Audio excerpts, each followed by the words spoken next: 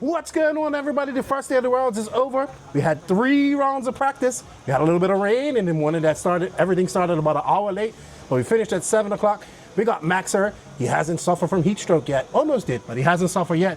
So Max is going to give us a little rundown about who was fast, who was slow on this first day of practice. Go ahead, Max. Okay, so let's talk a little bit about the track, because obviously new track, brand new track. No rubber on the track. No. That was a big thing. So, you know, last year at the Euros, usually at these races, when Europeans come, for example, Buggyland, all these races, you know, track gets rubbered in quite quickly. Here, not really the case. Big track, no rubber on the track, high grip. So Yes. that was the issue. A lot of people, especially Americans, but even Europeans were struggling. Too soft tires. Lots of jacking going on out Yeah, there. lots of Lots of jacking, cars yeah. jacking and So- whatnot.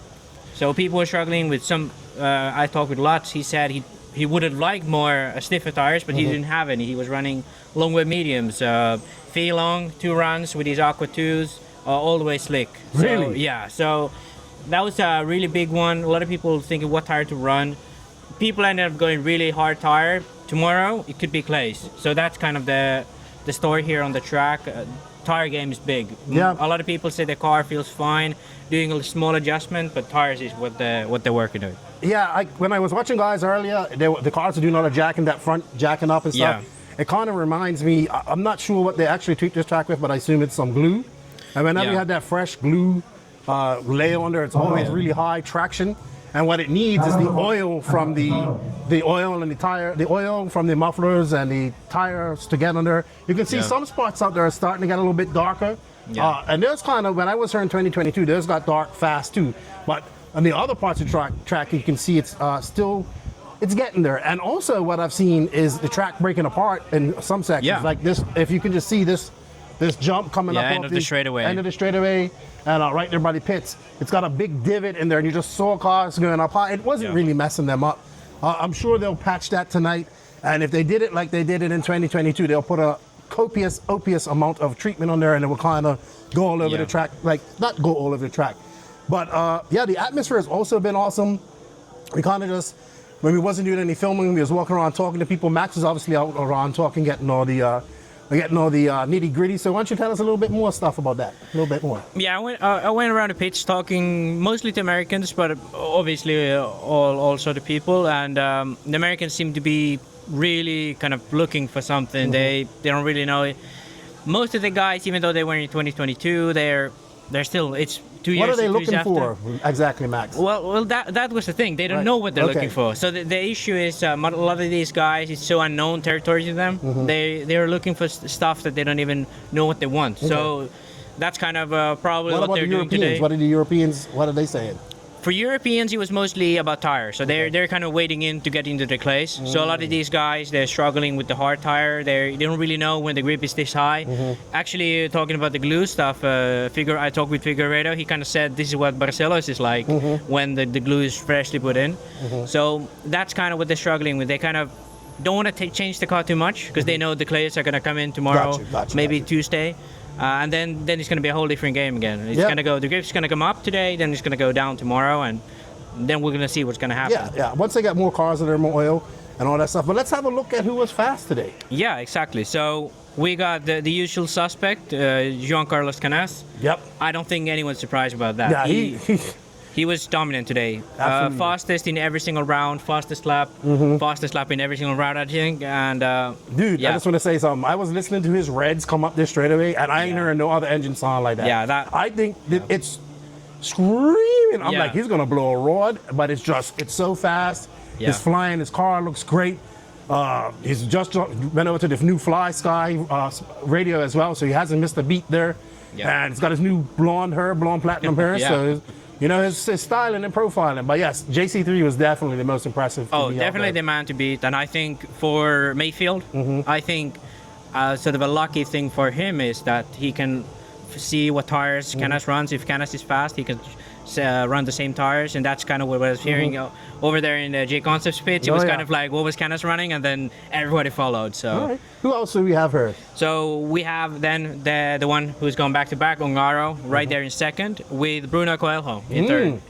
Very nice. So this is like a seat. They're taking their best 3 consecutive laps, I Yeah. believe? So yeah. Seeding for the seeding practice. Yeah, it's kind of like practice for the seating practice kind of thing. It starts tomorrow, if I'm not mistaken. No, or Tuesday, sorry. Yeah, Tuesday. So we have one more day of free practice. No sort of pressure or anyone. Just testing, getting used to the track. And then Tuesday, sort of first time when we actually check the pace of these guys. In fourth, it was Ronald. Ooh, He was nice. looking good today. He was looking I think good. he was looking much better than he has looked the whole year. Maybe apart from DNC, he was really good DNC, but He did in his first practice, he did have some flame out issues. yeah. And then he got back out there, and I think in that last 2-minute stint, he looked. I got some video of him. He looked very good, very Yeah, calm and yeah. collective. So yeah, no surprise there. Yeah, Ronafog definitely one of those guys that could, if he gets more speed, then he could be right up there with Canassa and Ongaro, which looked to be the fastest, just looking at the lap times. Boots in fifth, Boots in fifth. Savoy in sixth, Okay. with Barufalo in seventh. Nice. So very European heavy top 7. With then a little bit of a surprise name, Oscar Navarro. No, somebody said Navarro's name on the last podcast. He was very fast. I went up He to him was- and talked to him today. And he looks very confident. Local, I don't know if he's local to here, Yeah. but he's a local Spaniard. Yeah. He's been here quite a few times. He was very fast. He's just a fast guy. You never know where he'll end up. Yeah. Behind these guys, the top American, Dakota Fendt in No ninth. surprise there. Yeah. Dakota Fendt looking out there. First round, he didn't look too sharp. I think Cole Ogden took the first round. Yeah. But, Fendt knows how to put his head down, and he's got his mechanic, Dylan Nelson. His wife's here helping him out as well. And he just, a good, where did he end up? 7th? Ninth Ninth. overall. Okay, so he's got some work to yeah, do. but looking at, because he's actually the only American in the top 12, which I have Really? here. So, as I said, really tough day for the Americans. But I think out of the Americans, Fendt looks the most comfortable. So I think Fendt is now at that stage where he starts to look for speed, whereas Mayfield, some of these other guys, maybe even Fuller, these guys are maybe even looking for the feeling. They seem a bit lost altogether. Yeah, so talking to a lot of people about the track as well, they did make some changes here. A lot of it's still the same. I think the Bowders have done a good job of taking existing features in the track, adding a few, this chicane type of weird section here that it's a very unique section because it goes up, down, you go back down in it, you jump out of it. And we're seeing a lot of people struggle in this section as well, just not being able to time it right. So in essence, they did make a very good challenging part of the track. It slowed the track down a lot as guys are trying to go through there fast. We're starting to see a little bit of dust and pebbles form, which I saw a lot of that in 2022. That will blow away as the wind gets up. But yeah, it's just been a pretty great day of practice here at the 2024 IFMAR World Championships. Going around talking to people, getting to meet every people. Maybe tomorrow we'll get out and do some interviews.